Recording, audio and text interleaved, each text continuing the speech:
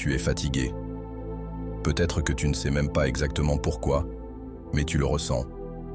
Tu as l'impression de porter constamment un poids invisible, comme si c'était ton devoir de tout maintenir en équilibre. Plaire à tout le monde, éviter les conflits, être toujours aimable, compréhensif, poli. Tu as appris tôt que être une bonne personne était la bonne chose à faire, que les bons triomphent à la fin, que si tu es gentil, les autres le seront en retour, que c'est suffisant d'être juste, honnête, humble, et que le monde le reconnaîtra. Mais si je te disais que tout cela est un mensonge confortable enseigné pour te garder docile, prévisible, contrôlable. Combien de fois es-tu resté silencieux pour préserver la paix? Combien de fois t'es-tu effacé juste pour ne pas décevoir quelqu'un?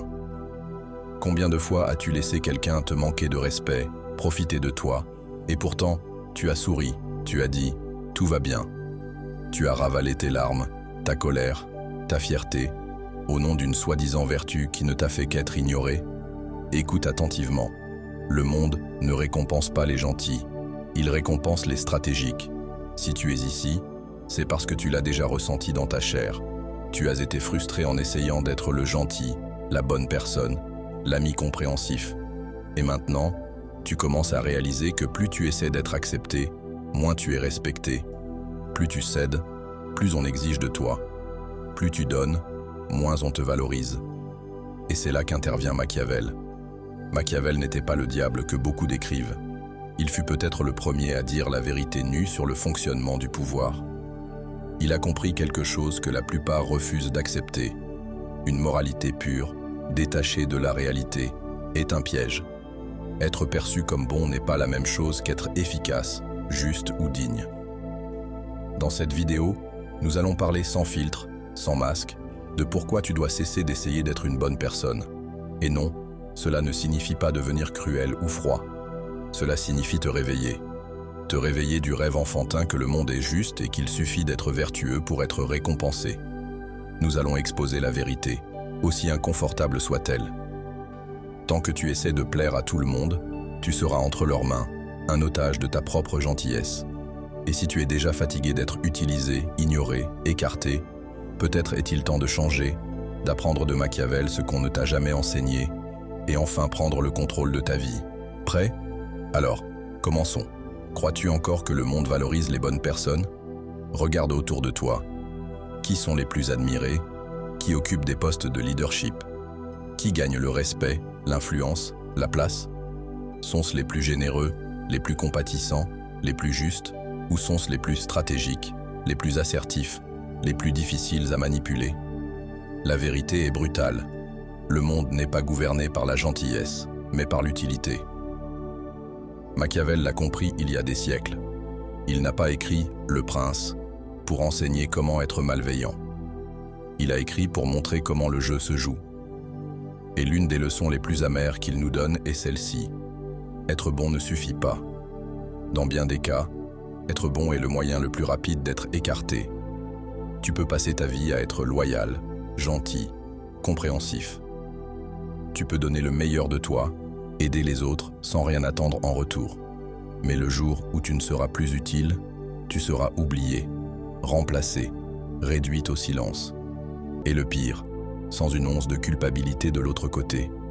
Car le monde ne mesure pas ta valeur à ta moralité. Il la mesure à ce que tu apportes, à l'influence que tu as, à l'impact que tu fais. As-tu remarqué que les gentils sont toujours à courir après, à se justifier, à s'expliquer, à essayer de prouver qu'ils méritent? Pendant ce temps, ceux qui posent des limites, qui disent non, qui se présentent clairement, eux, sont respectés. Ils ont une voix. Ils ont une place. Et pourquoi? Parce que la gentillesse aveugle est vue comme une faiblesse. Parce que ceux qui ne confrontent jamais ne menacent jamais. Et ceux qui ne menacent pas ne sont pas pris au sérieux. Ils sont vus comme une ressource, pas comme une présence, comme un outil, pas comme un individu. Tu peux t'épuiser à essayer de plaire, mais si tu ne représentes ni pouvoir ni conséquence, personne n'hésitera à t'utiliser. C'est dur, je sais, mais c'est la réalité. Machiavel a dit qu'un leader ne devrait pas chercher à être aimé, mais à être craint, s'il devait choisir entre les deux. Et que voulait-il dire par là? Que le vrai respect naît de la perception que tu es quelqu'un capable d'agir, que tu ne peux pas être piétiné sans réaction, que tu n'es pas une pièce remplaçable dans le jeu de quelqu'un d'autre. Et cela s'applique à toi aussi. Si tu continues à vivre pour être agréable, tu seras toujours vu comme quelqu'un de facile à écarter. Non pas parce que tu es une mauvaise personne, mais parce que le monde ne récompense pas ceux qui s'effacent. Il est temps de comprendre d'où vient ce désir malsain de toujours être accepté. Car derrière ta gentillesse, il y a quelque chose de plus profond. Quelque chose qui t'a peut-être saboté pendant des années. Et c'est exactement ce que nous allons explorer maintenant. Dans la prochaine partie, nous plongerons dans les racines psychologiques de ceux qui vivent pour plaire et découvrirons pourquoi, souvent, être gentil n'est qu'une forme déguisée de peur. Si ce contenu te parle, clique sur le bouton d'abonnement et abonne-toi à la chaîne. Merci pour ton soutien. Tu n'es pas né en voulant plaire à tout le monde. Cela t'a été enseigné, et pire, cela t'a été conditionné. Depuis l'enfance, tu as appris que l'acceptation avait un prix, renoncer à des parties de toi-même, sourire forcé, désir ravalé, opinion tue, tout cela au nom de l'approbation. 2. Ne fais pas ça, c'est moche. Ah, sois gentil. 2. Ne réponds pas. Ah, tu es si poli. Et ainsi, peu à peu, tu t'es modelé pour correspondre à ce que les autres attendaient. Mais ce que personne ne t'a dit, c'est que plaire tout le temps est un piège émotionnel. Une prison psychologique bâtie avec des compliments empoisonnés et des punitions déguisées en éducation. Tu as appris que si tu plaisais aux autres, tu serais aimé, et que si tu montrais de la colère, posais des limites ou étais égoïste, tu serais rejeté. Alors, tu as fait ce que tout esprit ferait pour survivre. Tu t'es adapté. Le problème, c'est que cette adaptation s'est transformée en soumission. Aujourd'hui, tu ne sais plus dire non sans te sentir coupable. Tu te sens responsable du bien-être des autres, même si cela te détruit à l'intérieur. Tu es frustré, mais tu le gardes pour toi. Tu es déçu, mais tu pardonnes trop vite. Tu t'épuises à maintenir une image que les autres attendent. Non pas parce que c'est ton essence, mais parce que c'est ce que tu as appris te donner de la sécurité. Mais voici une vérification de la réalité. Ce n'est pas de la gentillesse, c'est de la peur. Peur d'être rejeté, peur de ne pas être aimé, peur d'être vu comme une mauvaise personne, peur d'être qui tu es vraiment, avec des désirs, de la colère, des limites, une voix. Et cette peur a fait de toi quelqu'un qui se sabote, quelqu'un qui se cache derrière un comportement socialement accepté, mais émotionnellement destructeur. Et la partie la plus tragique, tu ne réalises même pas que tu fais cela. Tu appelles ça de l'empathie, mais c'est la peur de la confrontation. Tu appelles ça de la compréhension, mais c'est la peur de l'abandon. Tu appelles ça de la gentillesse, mais c'est la peur de ne pas être assez. Ta gentillesse est en fait un masque, une stratégie inconsciente pour éviter la douleur du rejet. Mais ce masque a un coût très élevé. Il étouffe ton authenticité, ton pouvoir, ta dignité. Et si tu ne retires pas ce masque, il collera à ta peau. Il deviendra ton identité. Et un jour, tu te regarderas dans le miroir et ne sauras plus qui tu es vraiment. Mais il y a un chemin de retour. Et pour le trouver, nous devons apprendre de quelqu'un qui a compris le pouvoir de l'image, de la perception et de la stratégie comme personne d'autre, Machiavel. Dans la prochaine partie, nous irons droit au but. Ce que le prince peut nous apprendre sur comment cesser d'être l'otage de ton besoin d'apparaître bon et commencer à être respecté pour qui tu es vraiment. Si tu essaies de vivre en tant que bonne personne en espérant que les autres reconnaîtront ta moralité, ton éthique et ton intégrité, arrête maintenant. Machiavel a averti il y a plus de 500 ans. Ce chemin est beau, mais dangereux. Dans le monde réel, ce ne sont pas les bons qui gagnent, ce sont les efficaces qui gagnent. Et l'efficacité dans le jeu de la vie exige de la stratégie. Cela exige de comprendre que les gens n'agissent pas motivés par ta bonté. Ils agissent poussés par l'intérêt, la peur et le pouvoir. Dans Le Prince, Machiavel écrit « Tout le monde voit ce que tu sembles être, mais peu ressentent ce que tu es vraiment. » Cette phrase est un coup de poing. Elle démasque l'illusion que d'être vrai, pur et authentique suffit pour gagner le respect. La réalité est dure. Les gens ne voient pas ton intention. Ils réagissent à ton apparence, ton image, ton impact. Tu peux être la personne la plus juste du monde, mais si tu sembles faible, tu seras traité comme faible. Tu peux avoir le cœur le plus généreux, mais si tu n'inspires pas le respect, tu seras ignoré. Et c'est pourquoi le prince, et ici, le prince, c'est toi, celui qui veut prendre le contrôle de sa propre vie, ne peut pas être naïf. Il doit apparaître vertueux quand c'est opportun et être stratégique quand c'est nécessaire. Machiavel dit que le prince doit savoir bien utiliser la nature de l'animal. Il doit être un renard pour reconnaître les pièges et un lion pour terrifier les loups. C'est une métaphore brutalement vraie. Le renard est rusé, voit les dangers cachés, sait se déplacer silencieusement. Le lion, en revanche, impose la peur, la force, la présence. Machiavel ne dit pas d'être l'un ou l'autre, il dit d'être les deux. Sois assez sage pour percevoir qui te manipule et assez fort pour faire réfléchir les autres avant d'essayer. Veux-tu être respecté? Alors comprends que la vertu que Machiavel recommande n'est pas celle prêchée par les moralistes. C'est la vertu, un mélange de courage, d'intelligence, d'audace et de maîtrise de soi. C'est agir avec froideur quand c'est nécessaire. C'est savoir que parfois, paraître cruel est le seul moyen de maintenir l'ordre. Pas par méchanceté, mais par sagesse. Voici une autre citation de lui. Un homme qui souhaite agir en toutes circonstances comme un homme bon est voué à la ruine parmi tant d'autres qui ne le sont pas. Et tu le sais, tu as été cet homme. Tu as essayé d'être bon dans toutes les situations. Et qu'as-tu gagné? Des abus, du silence, de l'injustice. Les gens ne jouent pas juste. Et si tu continues à jouer comme s'ils le faisaient, tu perdras toujours. Cela ne signifie pas abandonner tes valeurs. Cela signifie cesser de les utiliser comme des chaînes. Cela signifie commencer à agir avec pouvoir. Penser à la manière dont ta bonté est perçue et utilisée par les autres. Machiavel n'était pas cynique. Il était réaliste. Il voyait l'humanité sans romantisme, sans voile. Et il a écrit « Le prince comme un manuel pour survivre dans un monde où l'apparence est pouvoir et où la faiblesse déguisée en vertu est une condamnation à mort. » Mais peut-être te demandes-tu maintenant, y a-t-il un moyen d'équilibrer cela? Comment puis-je cesser d'être naïf sans devenir une personne froide ou mauvaise?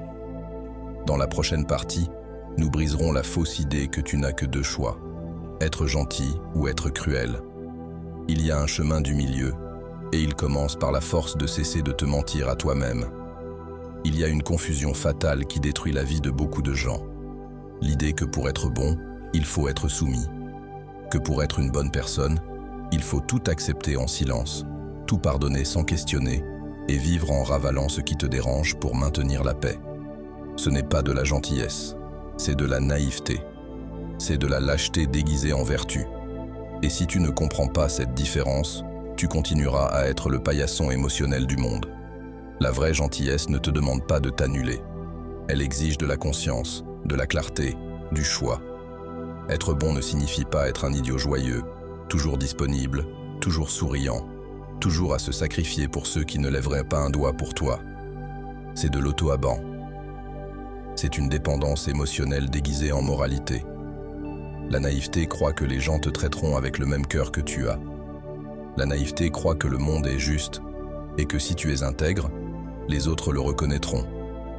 La naïveté attend de la gratitude, de la réciprocité, de la considération. Et elle vit frustrée, elle vit déçue, car elle projette sur les autres une noblesse qui n'existe pas. La vraie gentillesse est différente. Elle est ferme, elle sait dire non, elle sait s'éloigner. Elle comprend que tout le monde ne mérite pas ton meilleur, et que donner ton meilleur à ceux qui n'ont rien à offrir en retour est du gâchis, pas de la générosité. Tu peux être une personne juste, compatissante, intègre, et pourtant être craint, être respecté, être quelqu'un qui impose sa présence, qui sait ce qu'il tolère et ce qu'il n'accepte pas. Machiavel, malgré son apparence cruelle aux yeux modernes, ne haïssait pas la vertu, il haïssait la naïveté. Il savait que dans un monde plein de prédateurs, la gentillesse sans force n'est que de la viande fraîche au milieu de la jungle. La question que tu dois te poser maintenant est: ta gentillesse te protège-t-elle ou t'expose-t-elle? Te renforce-t-elle ou te détruit-elle? Car si ton idée d'être bon implique de vivre en avalant les injustices, en acceptant des miettes et en te blâmant pour ressentir de la colère, alors tu n'es pas bon. Tu es dominé. Et il y a un antidote à cela. Il y a un point d'équilibre où tu n'as pas à abandonner ton essence, mais où tu n'as pas non plus à t'agenouiller devant qui que ce soit. Un endroit où tu peux agir avec courage, clarté et intelligence émotionnelle. Dans la prochaine partie, nous explorerons ce chemin. Nous parlerons de comment cesser d'être gentil sans devenir un scélérat, et enfin prendre le contrôle de ta vie sans te trahir. Si tu veux regagner ton respect de toi-même, c'est là que la transformation commence. Beaucoup de ceux qui se réveillent de leur propre soumission tombent dans une erreur dangereuse. Ils croient qu'ils doivent devenir froids, insensibles, presque cruels pour cesser d'être gentils. C'est l'effet de rebond célèbre. Après des années d'exploitation, tu penses que la seule issue est de devenir l'opposé, quelqu'un de dur, indifférent, calculateur. Mais c'est encore un piège. Car lorsque tu abandonnes ton essence, tu ne te renforces pas. Tu te protèges par le déni. Et ce n'est pas la liberté, c'est un traumatisme déguisé en pouvoir. La vraie libération se produit lorsque tu apprends à être entier, lorsque tu cesses d'agir pour les autres et commences à agir pour toi-même. Il ne s'agit pas d'être bon ou mauvais. Il s'agit d'être réel, de te regarder dans le miroir et de savoir que tu peux être gentil, mais que tu ne seras plus jamais passif. Que tu peux être compatissant, mais que tu ne seras plus jamais permissif. Que tu peux tendre la main, mais que tu ne supplieras plus pour être vu. Alors, comment cesser d'être gentil sans trahir qui tu es? D'abord, comprends que ta voix compte. On t'a conditionné à penser que te plaindre, poser des limites ou être en désaccord est égoïste. Mais c'est un mensonge. L'égoïsme, c'est attendre de toi que tu vives en silence pendant que les autres parlent sur toi. Parler, prendre position, dire « je n'accepte pas cela », c'est de la dignité, c'est du respect de soi. Deuxièmement, entraîne-toi à dire non. Dire non est l'un des actes les plus libérateurs qui soient. Et il n'a pas besoin d'être agressif, il n'a pas besoin d'être crié. Un non calme, ferme et non négociable a plus de pouvoir qu'un millier de justifications. Car il communique l'essentiel. Tu as des limites, et ceux qui ont des limites sont respectés. Ceux qui n'en ont pas sont exploités. Troisièmement, observe qui est dérangé par ton changement. Ces personnes sont le thermomètre. Si tu commences à t'affirmer et que quelqu'un dit que tu es différent, étrange, égoïste, c'est parce que ta soumission leur était utile. Quand tu changes, tu brises le pacte invisible qui leur permettait de t'utiliser. Et c'est inconfortable, mais ne te laisse pas berner. C'est un signe de progrès. Quatrièmement, cesse d'essayer d'être compris par tout le monde. Tout le monde ne comprendra pas ta transformation, et c'est normal. Tu ne dois pas loyauter à l'image qu'ils ont créée de toi. Ta loyauté doit être envers ta vérité, ta paix, ta santé émotionnelle. Cinquièmement, remplace le désir d'être accepté par un engagement envers l'authenticité. Quand tu agis authentiquement, tu peux même déplaire à certains, mais tu attires le respect de ceux qui comptent vraiment. Et plus que cela, tu commences à te respecter toi-même. Et c'est le genre de respect que personne ne peut t'enlever. Machiavel n'a pas écrit pour t'apprendre à être cruel. Il a écrit pour t'apprendre à cesser d'être naïf. Et la plus grande naïveté est de croire que d'être gentil suffit pour être respecté dans ce monde. Ce n'est pas le cas. Il faut du courage pour abandonner le rôle de celui qui plaît. Il faut de la force pour être qui tu es sans demander la permission. Mais ce voyage n'est pas encore terminé. Car maintenant vient le moment décisif. Le choix entre continuer à te saboter ou enfin prendre les rênes de ta vie. Dans la dernière partie, nous conclurons par un appel direct, brutal et nécessaire pour que tu comprennes que ton obsession à être bon pourrait te coûter tout et que le moment est venu de décider. Veux-tu être aimé ou veux-tu être libre? Il est temps d'être brutalement honnête avec toi. Combien de temps vas-tu continuer à prétendre être le gentil? Combien de temps vas-tu sacrifier ton énergie, ta voix, ta dignité juste pour maintenir une image qui n'est même pas la tienne, mais celle que les autres attendent de toi? Penses-tu que c'est une vertu, que c'est de la noblesse? C'est une prison psychologique, émotionnelle, une cellule décorée de faux compliments où l'on t'applaudit pour être inoffensif, prévisible, pour ne pas être une menace. Mais je vais te dire quelque chose que peut-être personne n'a eu le courage de te dire avant. Personne ne viendra te libérer de cela. Personne ne viendra te remercier pour tous les sacrifices, te donner le respect que tu mérites et te dire « Maintenant, tu peux te reposer ». Cela n'arrivera pas, car tant que tu es prêt à être utilisé, il y aura toujours quelqu'un prêt à t'utiliser. Ce n'est pas de la méchanceté, c'est la réalité. Et la réalité ne plie pas devant les bonnes intentions. Tu peux continuer à être cet idéal de bonne personne que la société t'a imposé. Calme, patient, compréhensif, toujours disponible, toujours à dire oui. Mais prépare-toi à un avenir de frustration, de ressentiment et d'invisibilité, où tu peux te réveiller.